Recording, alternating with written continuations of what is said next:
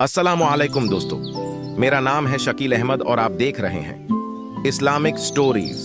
दज्जाल का फितना ओमते मुसलमा के लिए सबसे अजीम फितना करार दिया गया है। ये वो फितना है जो हजरत आदम अलैहिस्सलाम की तख्लीक से लेकर क़यामत के कायम होने तक और आने वाले सारे फितनों में से सबसे बड़ा फितना है। दज्जाल के मुताबिक हम मुसलमानों के पास जो मोतबर तरीन ज़राया हैं वो नबी सल्लल्लाहु अलैहि वसल्लम की अहादीस मुबारका है। दज्जाल की सवारी अहादीस की किताबों में सहाबा कराम से दज्जाल की मखसूस सवारी के मुताबिक रवायत की गई है, जिसका मजमुआ ये है कि दज्जाल एक चमकदार गिधे पर सवार होकर निकलेगा, जिसके दोनों कानों का दरमियानी फासला 40 हाथों के बराबर होगा। दज्जाल इस गिधे पर सवार होकर समंदर में उस तरह दाखिल होगा जैसे घोड़सवार अपने घोड़े पर सवार होकर एक दम नदी में दाखिल हो जाता है। दज्जाल का ज़हूर ये वो वक्त होगा जब लोगों की ईमानी हालत बहुत कमज़ोर हो चुकी होगी।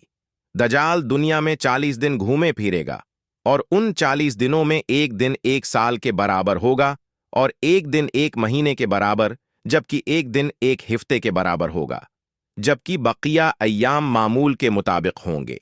दज्जाल की रफ्तार दज्जाल के लिए ज़मीन समेट दी जाएगी, यानी वो बहुत तेज़ रफ्तारी से सफ़र करेगा और सूरज के गुरूब होने के मकाम पर इससे पहले पहुंच जाया करेगा। समंदर का पानी उसके टखनों तक पहुंचेगा। दज्जाल के पास 70,000 की फौज होगी, जिसके ऊपर सब्ज रंग की चादरें होगी, यहां तक कि वो अबू अल मुराक के टीले पर आकर ठहर जाएंगे। खुदाई का दावा फिर वो ऐसी बुलंद आवाज देकर सबको बुलाएगा कि उसको जमीन व आसमान के दरमियान सारी मखलूक सुन लेगी। फिर दज्जाल इन सब लोगों से कहेगा कि तुम लोग मेरी इबादत करो, मैं तुम्हारा खुदा हूं।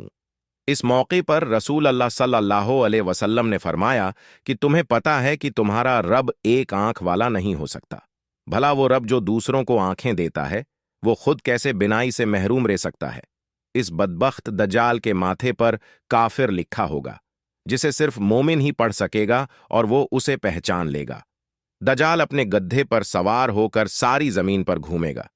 जमीन का कोई हिस्सा, चाहे वो पहाड़ी हो, मैदानी हो या सहराई, कोई इलाका ऐसा नहीं बचेगा कि जहां वो नहीं जा पाएगा, सिवाय मक्का मुकर्रमा और मदीना मुनूरा के, क्योंकि अल्लाह ताला इन दोनों जगहों की हफाजत खुद फरिश्तों के जरिए फरमाएगा।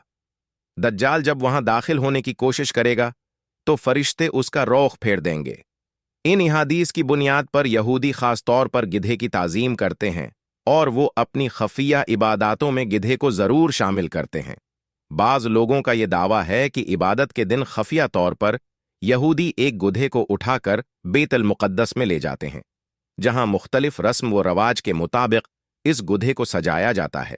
ये तमाम बातें इस जानिब इशारा करती हैं कि खुरूज दज्जाल का वक्त अब ज्यादा दौर नहीं, बलाशबा ये फितनों का दौर है और इस वक्त इंसानियत दज्जाल और दज्जाल की क़ुव्वतों के फतने अजीम की तरफ बढ़ रही हैं। लिहाजा दज्जाल की क़ुव्वतों से आगाही रखकर ही हम अपनी नस्लों और अपने ईमान की हिफाजत कर सकते हैं। अल्लाह पाक हमें और हमारी आने वाली सब नस्लों को दज्जाल के फितनों से महफूज रखे। आमीन।